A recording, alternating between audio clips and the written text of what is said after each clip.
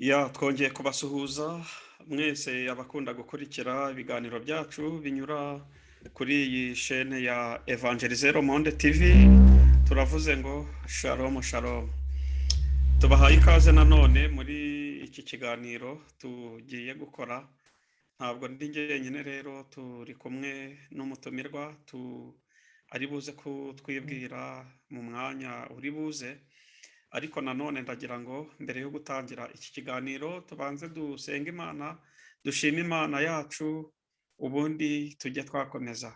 Turagushimiye cyane Mwami Yesu, tugushimiye ineza yawe n'urukundo rwawe, tugushimiye ko abanye natwe mu buzima bwacu bwa buri munsi, kandi waradufashije tugira neza, uraturinda mu ngorane, mu byago byagiye bigwirira iyi si yacu, uraturinda utugirira neza. None tugeze muri aya masaha, muri iki gihe tugihumeka umwuka bazima, ibyo ubishimirwe cyane kandi ubiherwe icyubahiro, izina ryawe rishyirwe hejuru. Dusengeye iki kiganiro Mwami, tugiye gukorana n'umukozi wawe, ndakwinginze cyane kugira ngo abazacyumva bose aho kizagera Mwami uzagikoreremo, kandi twebwe Mwami ntacyo turi cyo kugira ngo tugire icyo tuvuga, ariko uri Imana yacu, urera kandi urakiranuka. Ngaho rero bana natwe cyane, izina ryawe rishyirwe hejuru.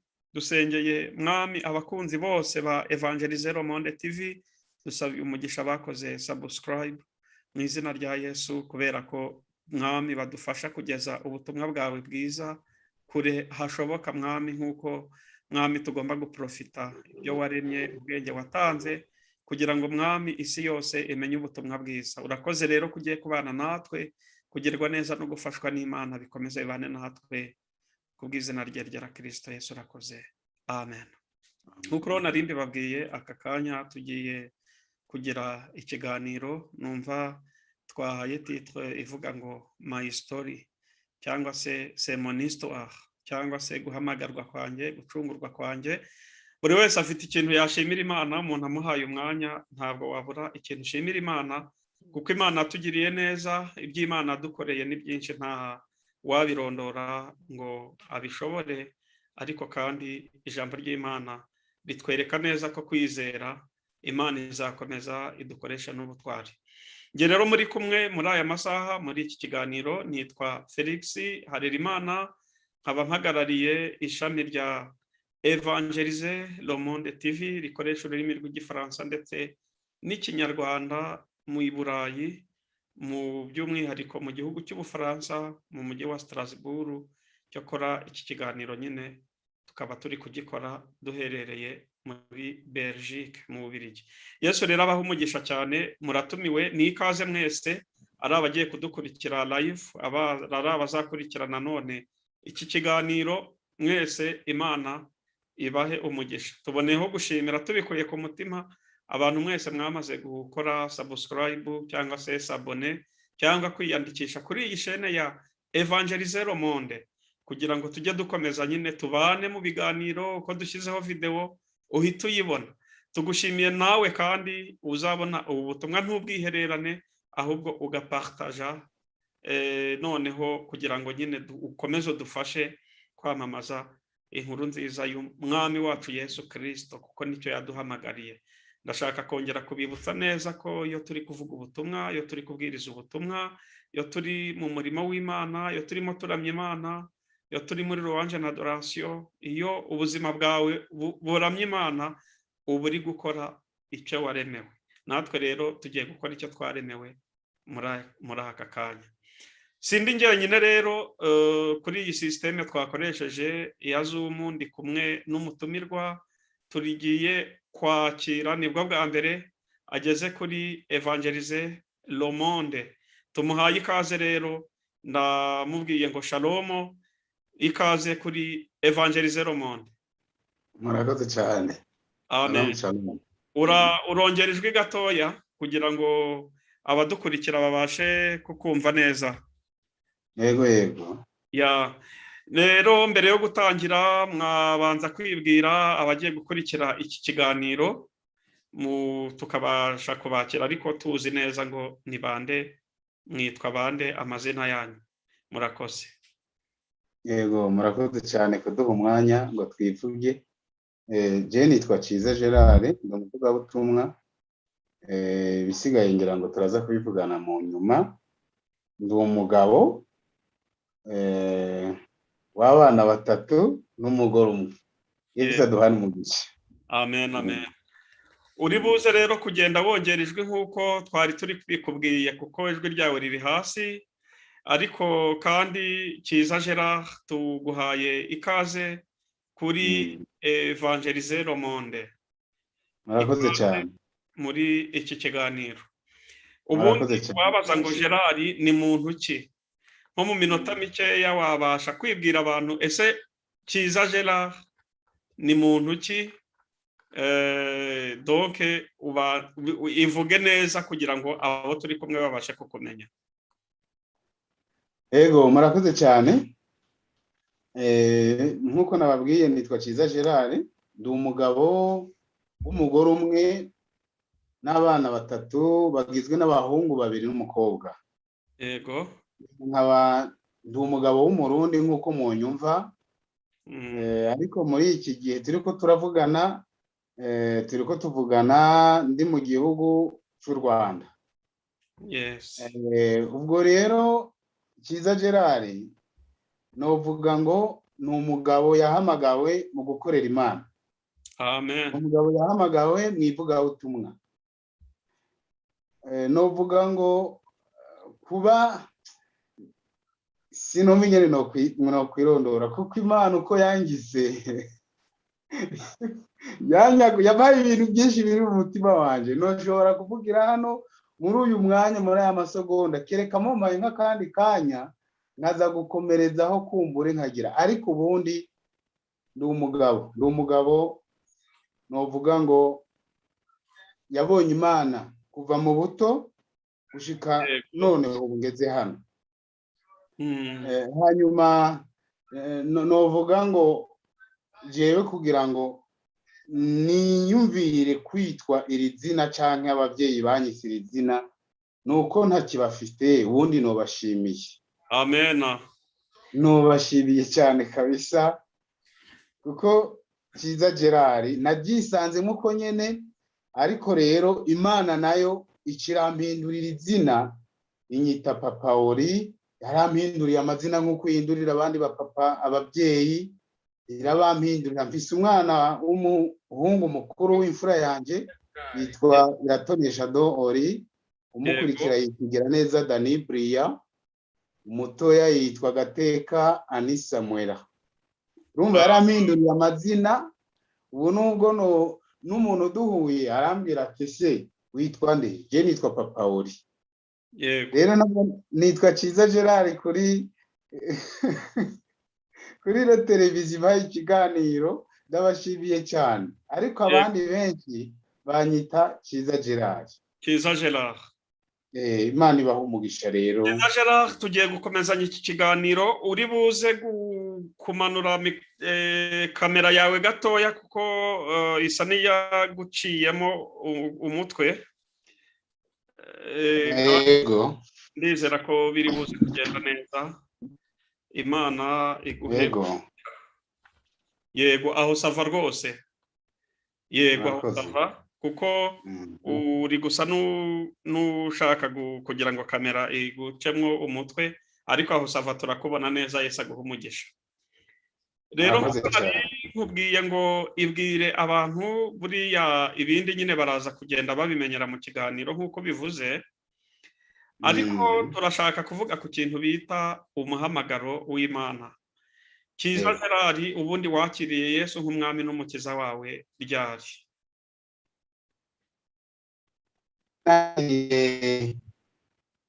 Yesu nk'umwami n'umukiza wanje mu mwaka w'ibihumbi 2000 mu kwezi kwa 7 itariki 8.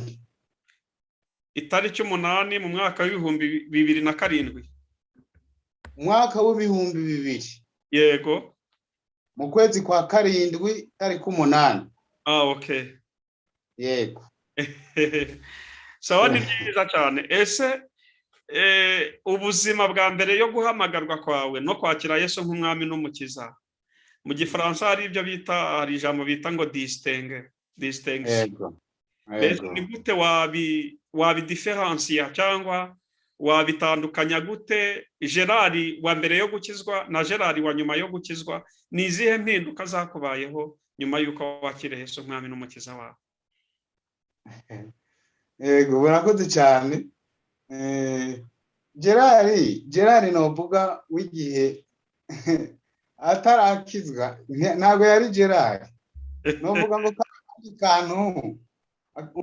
nk'akandi kantu nyene, novuga nk'agasimba nyene ukuntu. Ntabwo yari Gerard, ubundi Gerard nuwo muri Yesu. Amen. Ndashimira Imana ko yampaye agakiza. Ubundi ntaramenya Imana nari umuntu mubi cyane, ari umunyabyaha. Nawe undebye ukavuga uti si uyu muntu azovamo umuntu koko. Ariko rero Imana itameze nk'abantu yarankuye ku cavu, kuko hari ijambo muririmbyi Theogene ni wakunze kuririmba ngo nta Imana itogukura ngo kandi nta Imana itokugeza. Yego. Imana yarakoze kuko yankuye ahantu kure, yankuye ahantu jewe ntari kwikura. Gerard wa kera ni ukuri sinokubwira na icyo nzi cyo yari sinovuga ngo ni Imana, ariko novuga ngo wari umugabane wa Satani. Yari yarampaye igikorwa cyo gucuruza inzoga bita ino sinzi nyine bayita inzoga bita mu drink.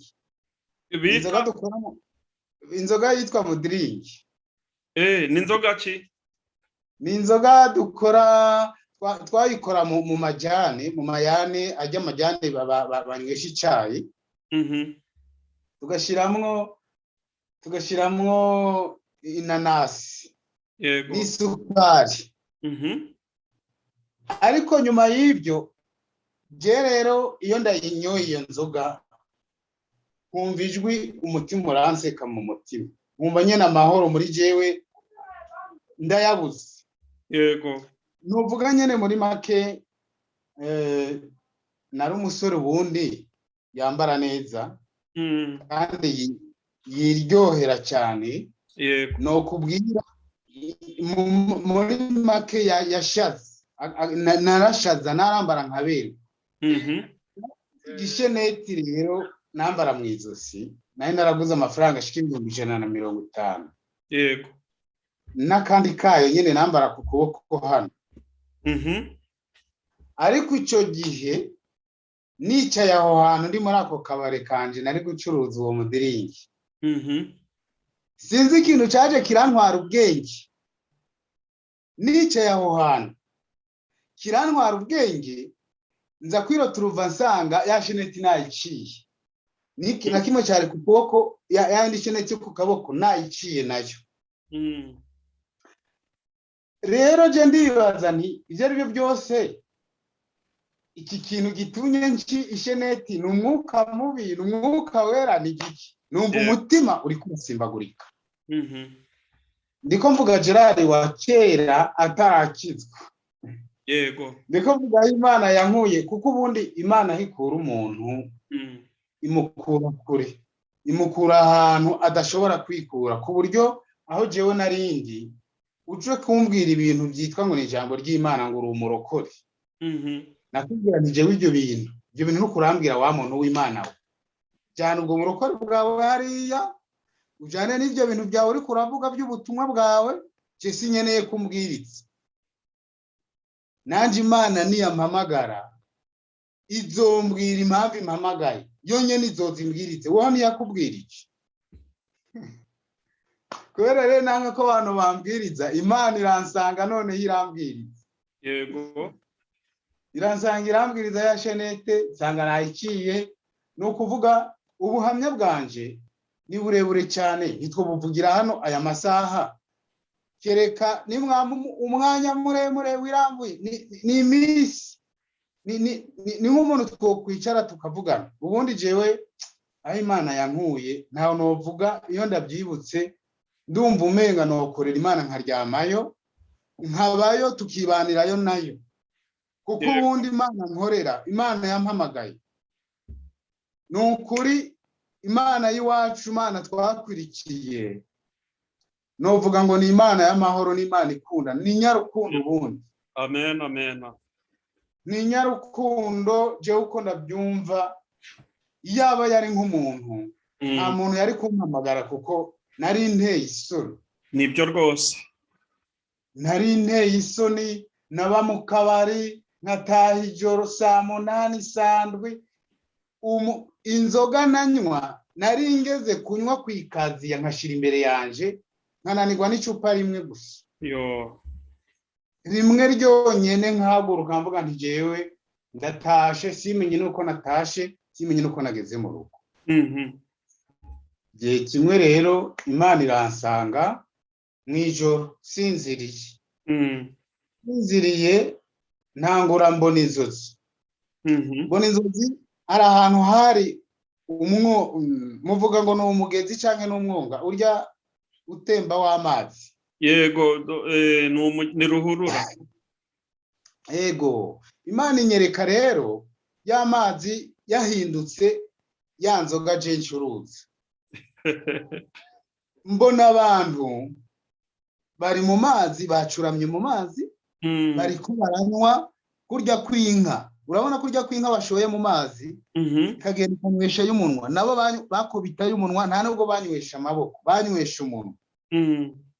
Ariko hejuru yabo nkabona hagaze abantu bambaye amakanzu y'umweru. Umwe muri barambwira ati umva, ati Gerard, aba bantu bari hano bariko baranywa ibi bintu, ati ubuzima bwabo nzobukubaza. Nukuri nikanguye numva umutima wanje wamvyimbiyemwo, ugira kumbure novuga ngo wagira unce nko mu kanwa. Ubwo ndaguma ngaho nkomantaza umutima. Umunsi ugira kabiri nza kubona haje umuco. Inkuru y'umwana isubira inyuma, aha nagiye muri Gerard w'umuhamagaro. Igene Gerard yamenye Imana. Njyamye mbona haje umuco, urabona kurya kw'izuba riserutse. Yego. Umuco uranturumbukira aho ndyamye.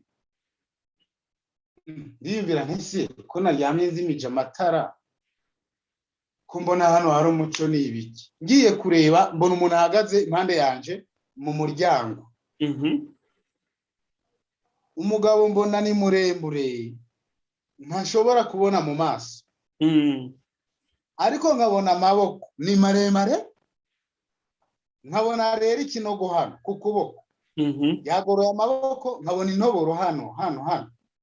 Nkabona n'izindi ntoboro ku kirenge. Acavuga n'ijwi rero rirangurura rigenda ryisubiramo ukuntu.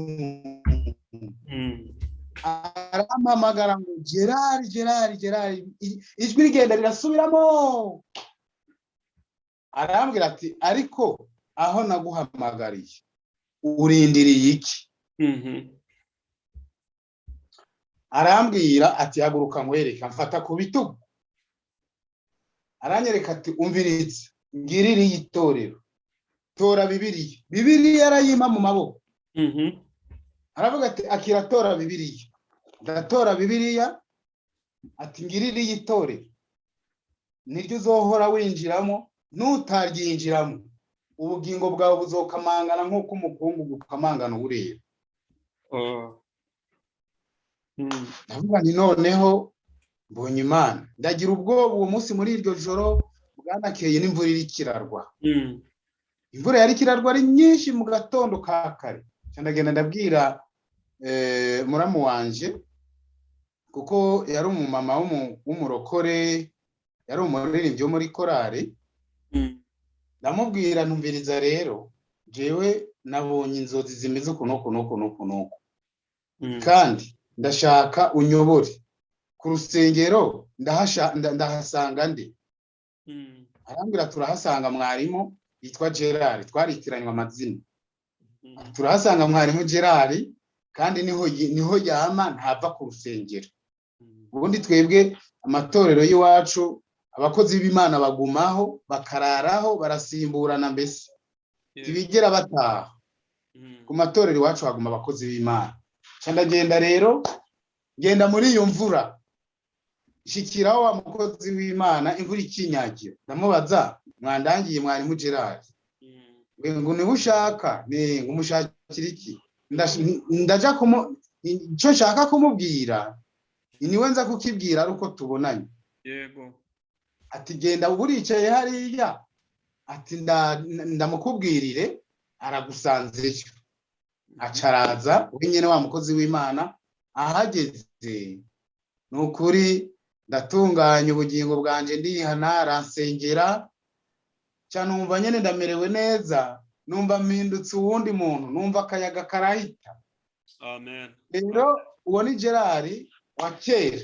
yego Gerard rero wo mu buntu bw'Imana amen Gerard mushya Gerard mushya maze kuvaho naciye numva umuhamagaro wo kuja muri korali uwo munsi nyene kurya kuntu wumva ngo umuntu ngo iyo ngo abaye musha ngo yumva indirimbo muri we ngo ziburuka zizamuka yego nukuri Imana yangiriye neza uwo munsi no kubwira nti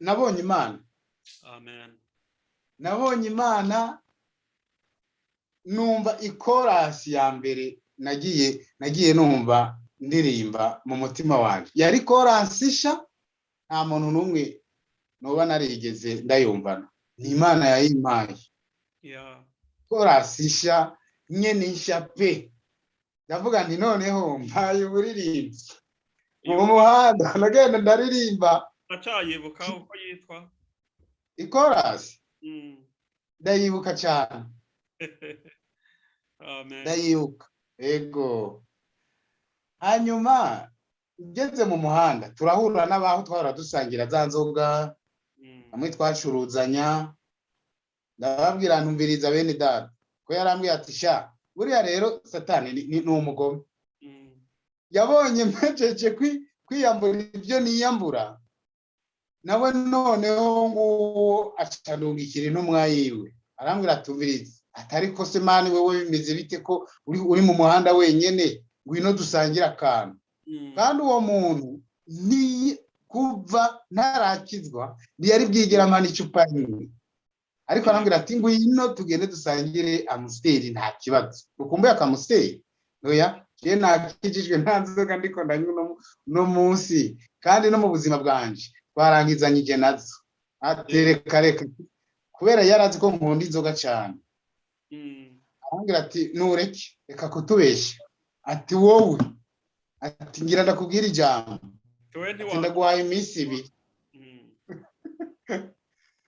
we ni wokizwa ati reka ndaguhaye iminsi ibiri wewe nutawa wasubiye mu kabari uzungaye aho noneho kubera ko kabari nari ifite ka mudiringi kandi kama amafaranga menshi cyane menshi kuko mu cyumweru narashobora kwegeranya nk'ibihumbi 300 mu cyumweru kimwe ibihumbi 300 yego hama ndabwira umugenzi twakorana namubwira nanamutelefone kuko sinasubiyeyo abantu nahise ndazinukwa yuva mutima wanje nyene ndahanze yego ndanamutelefona namubwira ni wewe rero ko nije naye namuhaye igishoro namubwira ni wewe rero nukomeze ucuruze jewe ubundi ntabwo tugifatanije umushinga canke business wekomeze ucuruze amafaranga uzonsubiza igishoro naguhaye gusa yego ubundi amafaranga uzokura muri byo byose twari dufise iyo nyungu y'ibyo binyobwa uri kuracuruza nta kibazo byigumirize mugabo uzomba igishoro kubera igishoro n'iki wanje uzokisubize rero ndashimira Imana ko yamaye kwihanganira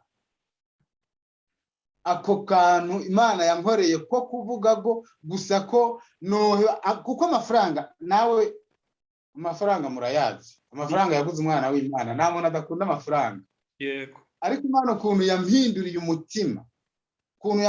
umutima ikampa kwiyumvira guheba ubwo buryo bwose bw'amafaranga nkayahebera uwo muntu yego navuze njyewe n'ukuri ndayahebye genda ucuruze uzonzanira igishoro naguhaye hama ibisigaye ukomeze nta kibazo nuko rero bimaze kugenda uko ndatanga umuhamagaro muri korale nyakira maze nk'amezi 3 ndepeta baranyakira muri korale banyakiriye muri korale icyo nakoze nagiriye umugisha ikindi kintu novuga ko nahuye naco muri urwo rugendo ruja mu ijuru nahagiriye umugisha kuko bya bindi byose nahise mbona ibindi bintu mu buzima bwanje nkora amen byampaye umugisha kandi nanje n'uwundi muntu yovuga ngo nta mugenzi azabona ngo nakizwa ibyo ni ukuri ni urushuko rwa satani cyangwa ni ibihendo bya satani yego uko icyo gihe nanjye naronse abagenzi benshi bambwira bati sha none ko ugiye muri ibyo uzongera kubona umuntu n'umwe akuja inyuma udasoma agacupa niba wonje inyuma cyangwa utonje inyuma udushaka ubyirekere kuko je namaramaje gukurikira Imana yanje yego niba uzoba umugenzi wanje niba utazoba umugenzi wanje ibyo ndumva ntacyo je byohindura mu bugingo bwanje yego ikintu gusa satani yanyeretse ko abantu bose twagendanye banyanze bampevye nta muntu n'umwe akinyitwararika canke ngo yumve ko noba nkiri umugenzi wiwe canke afise ubwenge bukiri ku murongo kuko bose bambwira ngo mureke ngurya mugabo urya muhungu ngo reka sha ngo Bibiliya yaramutwaye ubu nta n'ubwenge akigira yarapfuye ariko nane ndababwira nti narapfuye ko napfanye na Kristo amen amen narapfuye nyene ntabwo nkiri umuntu ntabwo nkiri umuntu wa undi wari uzi narapfuye mvana na Kristo amen ubu rero niteze kuzorangizanya urugendo na Kristo siniteze kuzorangizanya urugendo nawe amen shiti nunzi inyuma ariko je sinzokuza inyuma yes nunzi inyuma tuzokomezanya ariko nutanze inyuma je sinzokugaruka inyuma ubundi inyuma ya Kristo sindi inyuma yawe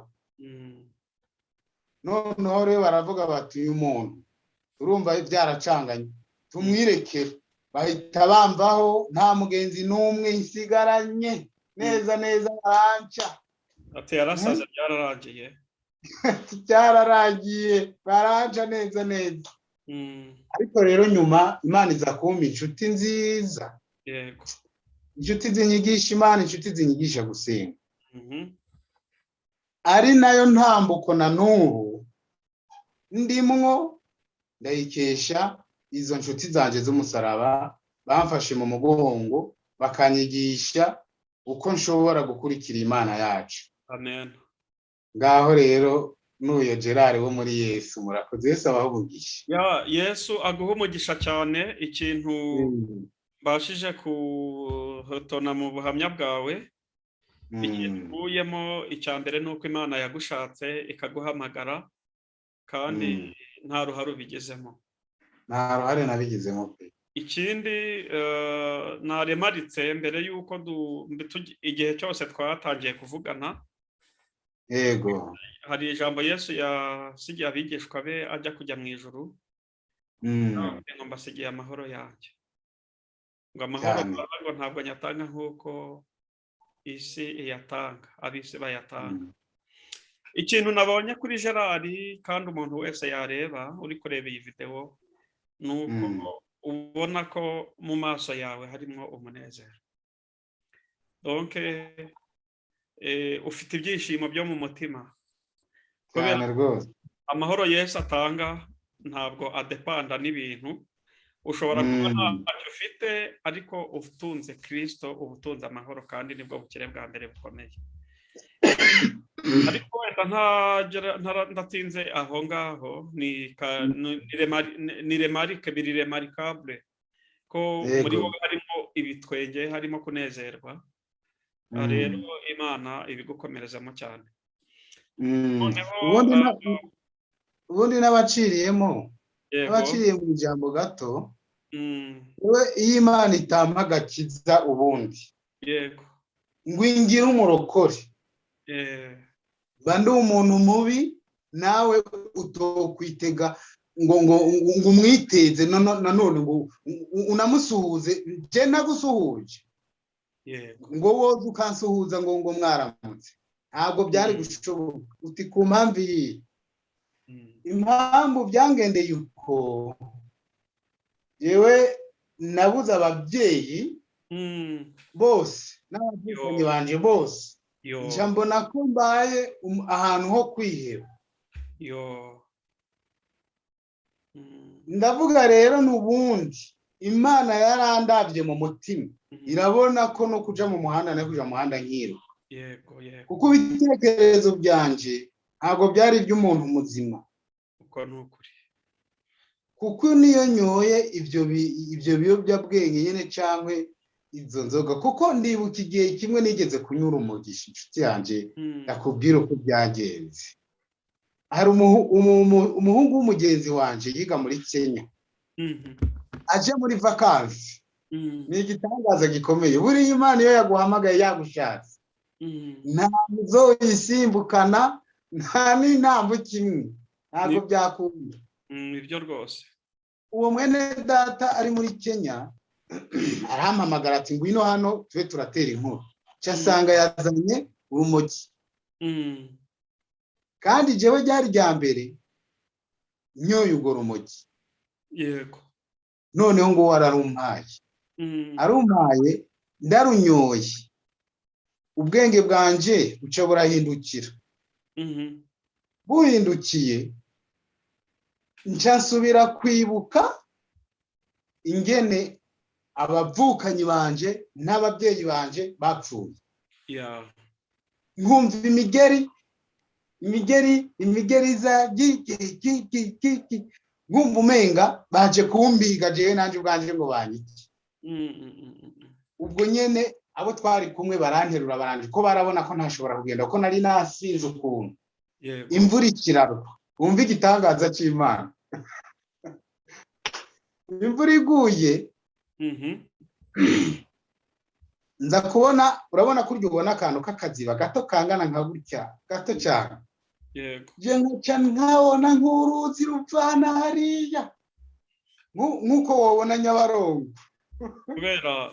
kubera itabi, kubera rya tabi. Bakambwira ati ngwino tugere. Nane nkabiyambura ntireka ndagwa mu ruzi, none ko atakiraro mbona hano, ndagwa mu ruzi ntireka. Ati cyangwa ntireka ndagwa mu ruzi, nkabikura. Bakambwira ati simbuka basi. Yikaza yewe nashikara mu rugo narushe nasanzaje. Yego. Itaza kagurukira gariyo. Ahandi rero naho ngera ahandi nsubira kubona ca kiziba, ariko mbona abantu, mbona umuntu yambaye umwenda wera, n'ubundi yambaye umwenda w'umukara. Umwe w'umwenda wera aza anshiriraho igiti kimwe, ndagitambukiraho. Gitambukiyeho umwe w'umukara acaza kuntora. Umwe yambaye umwenda w'umukara aza kuntora, aje kuntora, nca ndahagarara ndarindira. Haca haza uwundi yambaye umwenda wera derere, aca tuma ukuboko kure, aca aramwiga aranzana. Ubwo ndakomeza, bangejeje aho ndyama igitangaza. Hari radiyo, sinzi nuko hoba hari radiyo, ntabyo nzi, barandyamika. Ndyamye numva amatangazo y'abapfu, urabona ry'amatangazo atambuka kuri radiyo, yego, numva amatangazo, numva bavuze amazina yanjye, bayavuze baranjana muri moroge mbireba, ariko ibyo byari muri bya bitekerezo by'itabi. Barashira mu isanduku, muri serikeyi, bashize muri serikeyi barahonda n'imisumari, ndumva neza ko banshizemo neza kabisa. Baca baranyinjiza ahantu mu nzu yugaye y'ibiryango bya porotaye birebire by'umutuku, biriko amakufure manini cyane. Banyinjijeyo, hakaba ari yindi chambre rero binjizemo abo bantu. Je bababwiye, babategeka ngo mumusige ngaho warindiriraho abiwabo, ngo nibo bazoza kumwinjiza indani. Iwacu rero baraza baje, jiwe rero nza kwikangura. Giye kwikangura ndavuga ati nimumukure yerega aracari muzima, nca ndavayo. Kumbe ryataye naryo ryari rimezemo. Ndavuga rero ni buriya Imana ya ingaruriye ubuzima, ubundi urupfu rwanje rwari rwashitse. Ndavuga ni buriya rero nico nibuka mu rugendo rwanje rwo kuja mu ijuru.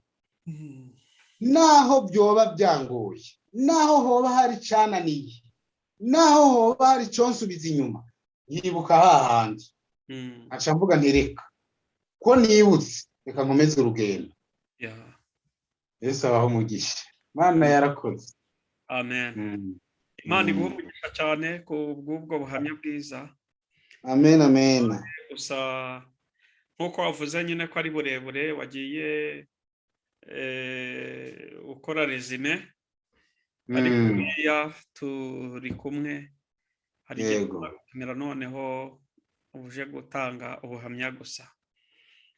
Ariko twakubazaga nyine uri muntu ki, ubuhamya bwawe bwo guhamagarwa, siritu bwo kuva mu byaha wakira Yesu nk'umwami n'umukiza wawe. Rero twumvishe ko Imana yagukuye kure, kandi nk'uko twabivuze ngo amahoro Yesu atanga ntagira akagero. Yatangaje kuba nyine umuntu yabura ababyeyi bose, ukabura abavandimwe bose, ugasigara uri umwe, ariko ukabaho mu buzima buseka. Wakagombye kuba washaririye, uri umuntu w'umugome, uri umuntu udakora iryinyo ku rindi, umuntu umeze nk'umusazi mu mutwe. Ariko iyo Yesu ageze mu muntu, ibyari amarira abihindura ibitwenge. Iyo Yesu ageze mu muntu, ibikomere byose arakuvunjira, akabyomora, umunezero, akaguha umwuka wera. Rero mu masomo nakuyemo mu buhamya bwawe ni uko nk'uko nabivuze, Imana yaragushatse, nta n'uruhare wabigizemo. Ikindi kandi ni uko waretse ibyarindamu zawe kubwo kuronka cyangwa gukurikira Yesu.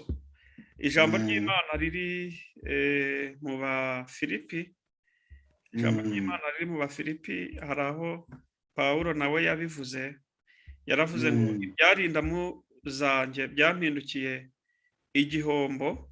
Ni Abafilipi ibice 3 umurongo wa 7. Haravuga ngo nyamara ibyarindamu yanjye nabitekereje ko ari igihombo ku bwa Kristo Yesu. Amen. Amen. Ibyarindamu yanjye nabitekereje ko ari igihombo n'ukuri kuronka Yesu Kristo.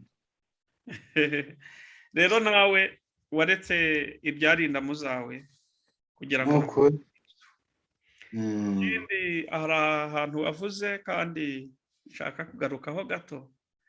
Ahantu wavuze ko ibyo wabonye nyuma y'uko uretse inzoga, nyuma uretse gucuruza ako kabari k'ibiyobyabwenge, nyuma y'uko uretse ibibi byose, ko nyine wagombaga kwiheba uvuga ngo none isoko nakuragamo ko nyifunze kubwo kuronka Kristo, mbese nzabaho ntibizagenda ute? Ariko inkunze kuvuga ngo Imana si umukoresha mubi ku buryo yayoberwa guhemba abo yahamagaye.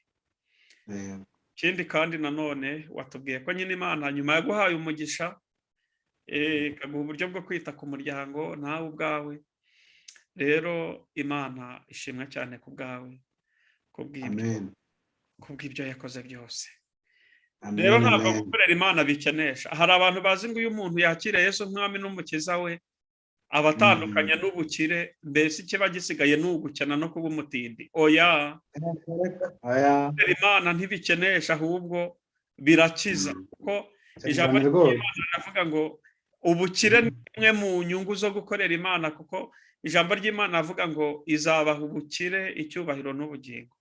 Rero mu by'ukuri ntabwo gukorera Imana bikenesha. Cyokora ishobora kukunyuza mu ishuri ry'ubukene no kubura amafaranga n'ibindi, ariko iyo ukomeje gutsimbarara ugakomeza gutumbira Imana, ntabwo ariyo ishobora ihemba neza ntiyambura, ni ku muririmbyi yavuze. Nanone ntacyo tubaye, ari njyewe ubabwira, mfite ubuhamya bukomeye, ari mwene data, kandi urabona ko ntabwo nyine amasura yacu agahita cyane ngo ni uko dukorera Imana. N'aka gatwenge n'aka kajisho dufite ni ukubera Imana. Rero ni ukubera Imana. Gerard, rero tugenda twegera ku musozo, ndagira ngo umwanya utuganirize icyo Imana yabashyize ku mutima wawe mu minota mikeya, kugira ngo tugende nyine twegera ku musozo. Iki ni igice cy'iki kiganiro, ariko kandi twijeje abakunzi bacu ko tuzagaruka n'ubundi tugakomeza kubabwira imirimo y'Imana hamwe n'umutumirwa wacu Evangeliste Gerard. Imana rero isha. Murakoze cyane. Dusoma ijambo ry'Imana, umurongo w'ijambo ry'Imana nk'uko mubidusabye. Turaba ijambo ry'Imana riri mu ngoma ya kabiri, sinzi bari gutegeka mu Kinyarwanda. Oya, mu ngoma ya kabiri n'ubundi nibyo. Ingoma n'ubundi. Ingoma ya kabiri turaraba murongo wa mbere, ibice 20, ingoma ya kabiri, murongo wa mbere kugeza kuri 4. Turasoma amajambo y'Imana. Indanzi y'amajambo iravuga ngo Uhoraho aha Yehoshafati intsinzi ku bamuteye. Hanyuma y'ibyo urumva ko hari ibindi byari byarabaye ku ngoma ya Yehoshafati. Hanyuma y'ibyo Abanyamowabu n'Abamoni hamwe n'Abimayoni bamwe batera Yehoshafati ngo bamurwanye, maze haza imburi zibarira Yehoshafati ziturateho. Haje ingabo nyinshi z'isinzi zivuye i Siriya hakurya y'ikiyaga, kandi ubu zigeze i Hasasoni Tamari, ariho Enigedi. Yehoshafati agira ubwoba, acagira umwete wo kurondera Uhoraho. Ni umurongo wa 3 nshaka kuhagararaho, ngo Yehoshafati agira ubwoba, acagira umwete wo kurondera Uhoraho, ashinga umunsi wo kwisonzesha mu Bayuda hose. Maze Abayuda bose bakoranira hamwe ngo basabe Uhoraho abatabare. Nuko bava mu bisagara byose by'i Buyuda bazanywe no kurondera Uhoraho Imana yacu idutabare. N'aya majambo y'Imana, aya majambo y'Imana nanje yakoze ku mutima wanje. Iyi ni ijambo rivuga kuri uyu mukozi w'Imana Yehoshafati amaze gutegwa n'izi ngabo, ariko zitaramutera ngo haza uvugishwa n'Imana. Haza imburi kuri Yehoshafati iramubwira ati, ewe Yehoshafati, ngaho uratewe, haje ingabo nyinshi. Haleluya, haleluya. Haje ingabo nyinshi, kandi izo ngabo nutaraba neza. Yehoshafati yumvise ayo majambo, yumvise iyo mburi, ngo acabwira abantu biwe, kuko Yehoshafati ngo yatanguye kugira ubwoba maze kumva ayo magambo. Kandi urumva nawe birumvikana, maze kumva ingabo ziguteye utaziteguriye, urumva ko ico gitero kiba giteye ubwoba mwene data, kandi n'igitero udashobora kwirwanirira wewe nyene, kuko ubwawe ingabo zibanza gutegura. Ingabo iyo utaziteguye ntushobora kuzitondeka urugamba ngo zishobore kukuzanira intsinzi. Ariko Yehoshafati ntiyiyumviriye ingabo, ahubwo yiyumvira Imana, kuko yararavye ati izi ngabo mbese zifise ibikoresho bingana gute, izi ngabo zinteye zingana gute, izi wanje notegura ziraza kungana gute mfatiye kuri izo ngabo zanteye. Ivyo bitekerezo amaze kubyibaza, aravuga ati jewe sinshobora gutabaza ingabo, ahubwo reka mbanze ntabaza Imana. Haleluya, haleluya, amen. Aravuga ngo acatshinga umunsi ngo abayuda bose ngo bakoranira hamwe ngo basabe Uhoraho abatabara, kuko bari bamaze kumva imirindi y'ingabo n'imbaraga bazanye ko badashobora kwigwanira ico gitero uretse Imana yonyene. Haleluya, sifa kwa Mungu. Ariko Yehoshafati amaze guhamagara abayuda, ashinga umunsi wo kwisonzesha no gusenga. Bamaze gusenga Imana, haleluya, ndakunda Imana yo mwijuru. Hariya ku murongo wa 12 abayuda ngo baca barasenga, baravuga ngo we Mana yacu, mbega none ntiwobacira kwiteka, kuko atankomezi dufise zo kurwanya ico gitero kingana gityo kije kudutera, kandi turabuze ico twokora. Ariko ni wowe duhanze amaso, sifa kwa Mungu. Aravuga ngo ni wewe duhanze amaso. Abayuda baca imitima yabo bayerekeza ku Uwiteka. Uwiteka nawe areba ugusenga kwabo n'ukwizera kwabo. Haleluya. Ku murongo w'15 duhereye kuri 14, ngo maze mpwemu Uhoraho aza kuri Yahazayeli mwene Zakariya, Zakariya wa Benaya, Benaya wa Yeyeli, Yeyeli wa Mataniya umurewi, umwe mu basafu, amuza kwaho yarari hagati muri iryo koraniro. Aravuga ati nimutega amatwi yemwe Bayuda mwese, ngo namwe ababi Yerusalemu, nawe mwami Yehoshafati, uku ni kuhora hagize ati ntaco mutinya canke ngo muranduke imitima kubwayo masinzi y'ingabo, kuko intambara atari yanyu ariko ni y'Uwiteka. Mana yo mwijuru nihabwa icubahiro.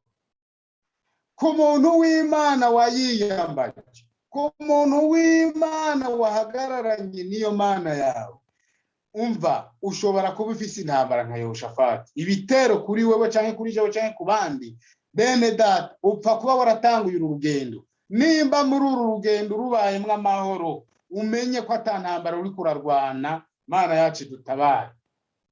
Yehoshafati kubera yari yagorokeye Imana, yari umugabo w'umuhizi, yari yateye ishari abandi bami. Ariko baravuga ati uyu mugabo uko byogenda kose twomukura muri iki gihugu gute? Noneho baza kumutera bamutunguye. Nk'uko uno munsi bo gutera bagutunguye mwene data, bashobora kuba baranaguteye. Sinzi uko wewe wumvira ijambo ry'Imana cyangwa uko uhagaze mu rugamba uri kurarwana uno munsi, ariko umenye ko mu rugendo dufise abansi, dufise intambara, dufise abadutera badutunguye nkuko batunguye Yehoshafati. Ariko ngo Yehoshafati acashinga umunsi wo gusenga no kwisonzesha. Utibagiye ko Yehoshafati amaze kumva imburi, ngo yaciye umutima wiwe awerekeza ku Uhoraho. hariya haruguru kuri ujya murongo twasomye ngo Yehoshafati ngo yaciye agira ubwoba, ngo acagira umwete wo kurondera uhoraho, ngo yaciye agira umwete wo gushaka uhoraho. Imana yacu nihabwa icubahiro. Amen. Amaze kugira umwete wo gushaka uhoraho, uhoraho nawe aramwitaba, acahamagara ubwoko bwiwe, ubwoko bw'Imana aribo Bayuda. Aravuga ati noneho uyu munsi duteza gushinga uyu munsi wo gusenga. Uyu munsi nta muntu unywa, nta urya, nta uryama, tujyama imbere y'uhoraho. Imana yacu dutabare. Amen. Bamaze gusenga Imana, wabyumvise hariya ku murongo wa 12, bamaze kubwira Imana ngo wewe uhoraho, ngo mbega none ngo ntiwobacira kwiteka. Umuntu rero yari karasenga ageramiwe, ntasenga avuga ati Imana aba bantu badutabare, ahubwo asenga ya kirimbuzi. Abantu rero ntibakimenya amasengesho ya kirimbuzi ngo turimbura abazimu, turimbura abadayimoni mu izina rya Yesu. Abadayimoni barinjira mu itorero bakaririmba bagasenga mbese bakinjira kugira ngo bonone umurimo w'Imana. Yehoshafati n'iri torero ry'Imana bamaze guhamagara Imana, bavuze ijambo rikomeye, baravuga ngo iki gitero kingana gityo kije kudutera, ngo kandi ngo turabuze ico twokora, kuko bari baravye babona nta mbaraga azobashobora, nta kintu na kimwe bashobora gukora imbere y'ico gitero cyabo bagabo. Kizo ngabo zari zije kubatera, ariko basha baravuga ijambo bati ngo ariko mwami wacu ni wowe duhanze amaso. Ushobora kuba ufise ibyakunaniye bikuremereye, ushobora kuba ufise ico wasengeye kikanka, ushobora kuba ufise ikiguhanamiye kumbure, urabuka abona uti jewe iki kintu kugira ngo nze ndakirenge ni Imana yo mwijuru. Yesu wacu nashimwe. Amen. Haleluya, haleluya. Amen. Jewe ndashimiye Imana yo mwijuru impaye aka kanya ko kuvugira aha hantu. Amen.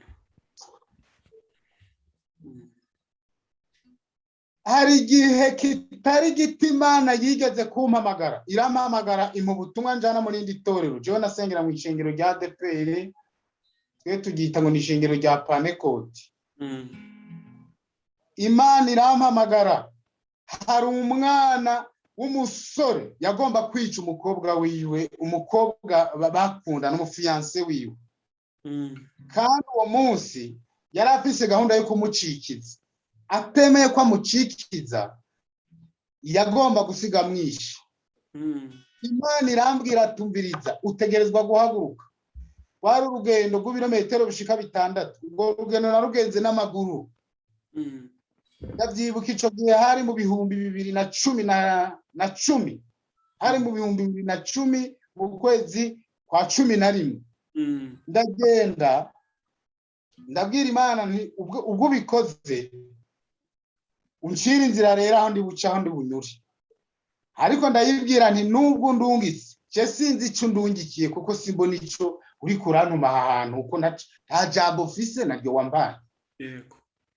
Turarimpa urarimpa ngezeyo, kutarimpaye ngo ndaniyumvire canke ndabe ko rinakwiranye nuko ryoba mu mutima wanje. Uza kuri impera mu bantu ze gupfukama mu bandi arije meje kubabwiriza.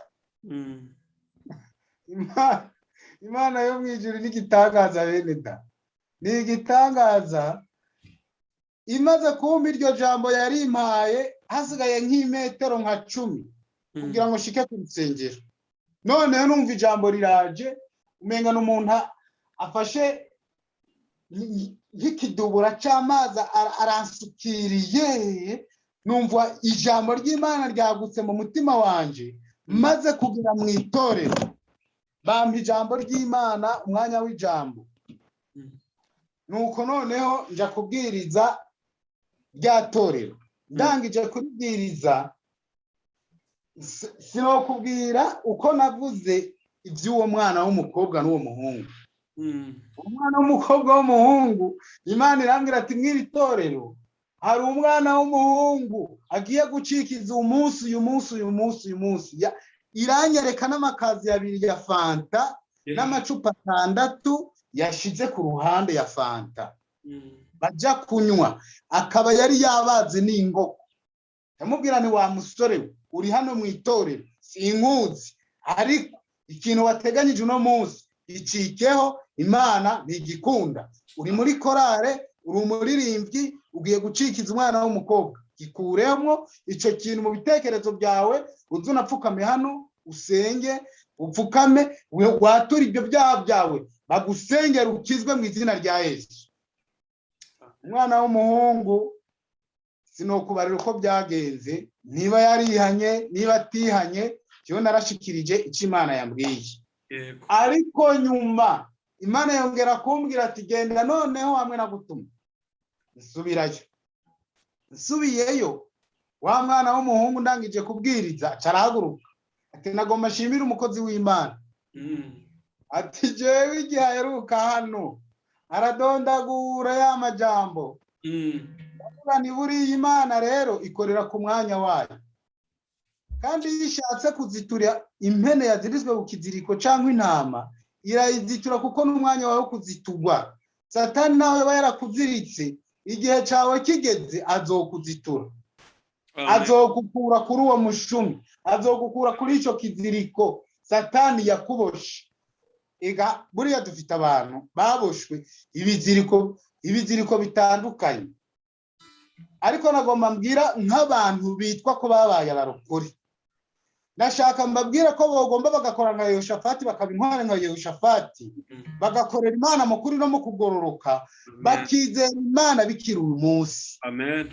Amen. Kuko ejo inyuma yabo ntibibagirwa ko bakuwe muri bariya basambanyi, ziriya mboregwa, bariya barozi, bariya bajura. Inyuma yabo hakira abajura bari mu muhanda, kandi biteguye kuzokorera Imana bakabasimbura. Yego.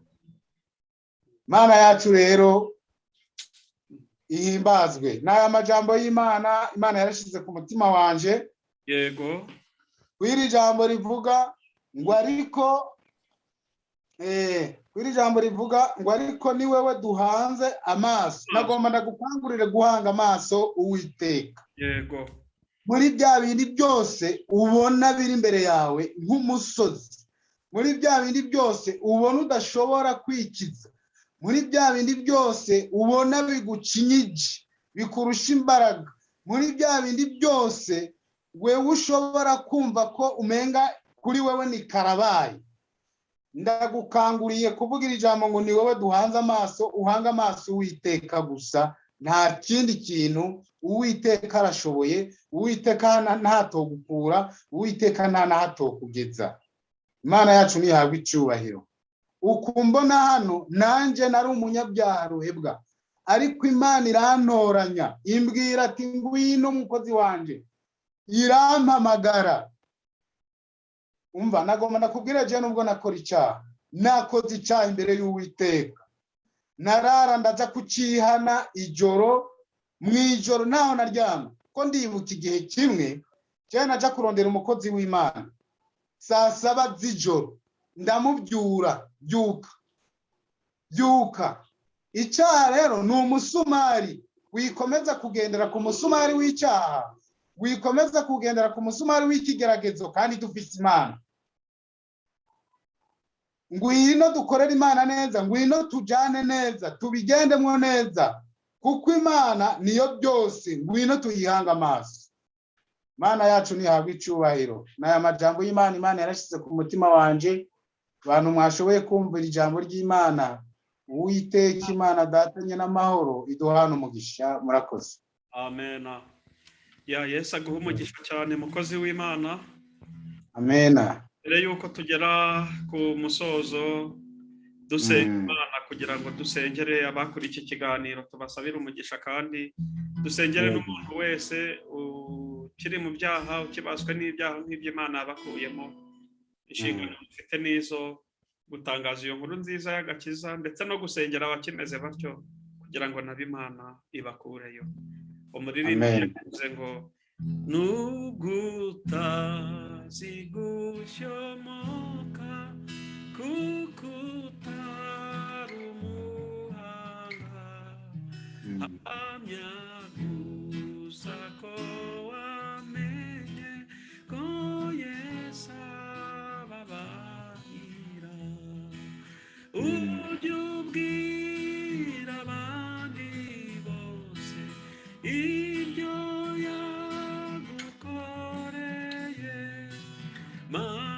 mazishize tuzavuge tuti mwami nyakira mazishize tuzavuge tuti mwami nyakira. Haleluya, haleluya. Reka rero turirimbe indirimbo y'102 dusoza, noneho turarangiza usenga Imana, usengera Yego. bose bakurikiye iki kiganiro, usengera n'abantu bakibaswe n'ibyaha kugira ngo Imana ibagirire ubuntu nk'ubwo nawe yakugiriye. Amen.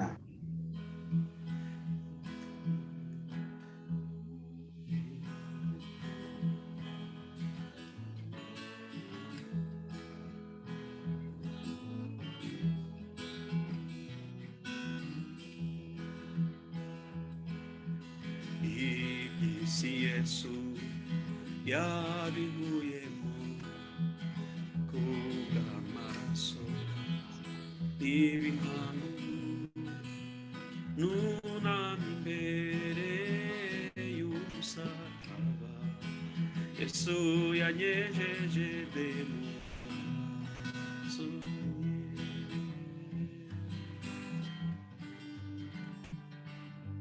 Iby'isi Yesu yabivuyemo kubw'amaraso n'ibihano, nunamye imbere y'umusaraba, Yesu yanyejeje mu maraso ye. Iby'isi Yesu yabivuyemo kubw'amaraso n'ibihano, nunamye imbere y'umusaraba, Yesu yanyojeje mu maraso ye. Nkunda umukiza wanjye wanyiguriye ku giti. Nkunda umukiza wanjye wanyiguriye igorogota ku giti. Nari narazimiye mu byaha, ndimbata ishyari n'inzangano, umunsi w'amateka nkutinya, anyirisha amaraso ku musaraba. Nari narazimiriye mu byaha, ndimbata y'ishyari n'inzangano, umunsi w'amateka nkutinya, anyirisha amaraso ku musaraba. Nkunda umukiza wanjye wanyiguriye igorogota ku giti. Nkunda umukiza wanjye wanyiguriye igorogota ku giti. Narimbata amumudendezo, nari impumyi arahumura, nari intumbi maze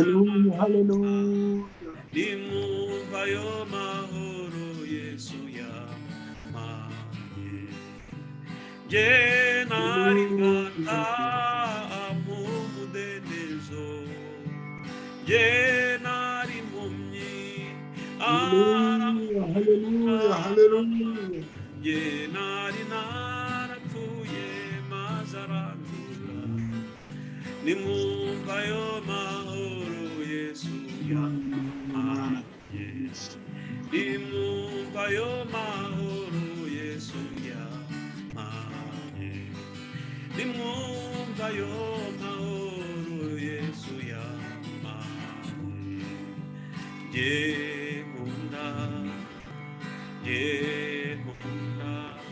umukiza wanjye wanyiguriye igorogota ku giti, yewe nkunda